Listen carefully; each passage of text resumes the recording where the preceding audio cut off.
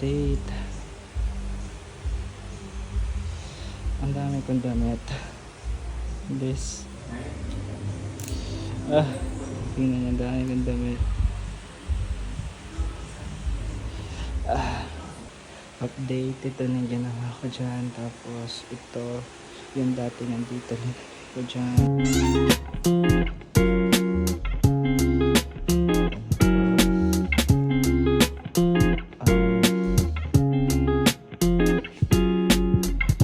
Yung setup natin. Setup? Ito yung new bedroom.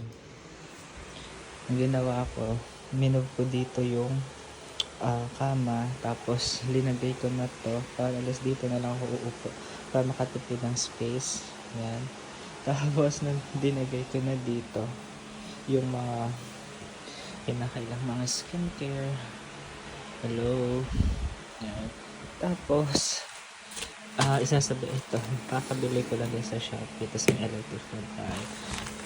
Ibubuksan na natin itong actual bukas na, pero hindi ko pa siya nakikita, diba? Kasi nagja-jogging tayo ngayon at bumili tayo ng ayun, pang headband. I-try natin. Ayan guys, ito yung kulay blue, kita nyo ba ako? Ayan. Tapos bumili pa ako ng white and black. Suotin na natin. Ayan. Tapos ito yung pinaka, tapos ito nilagay ko lang, inayos ko lang dyan, dati siya doon, tapos nilagay ko siya dito. Ito yung upuan natin dun sa ano, hindi ko alam kung saan mabagay ito. Tapos nandito yung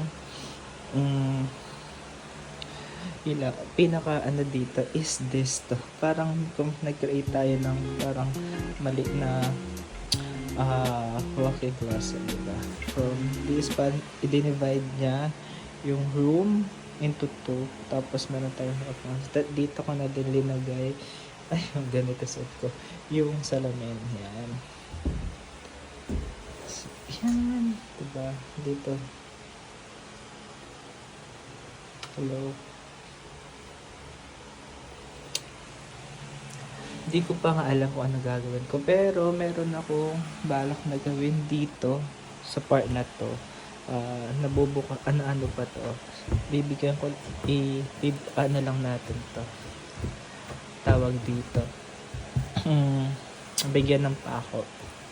Tapos bibigyan ko ng wallpaper, tapos dito ako maglalagay ng mga design. Yan, pwede na yan.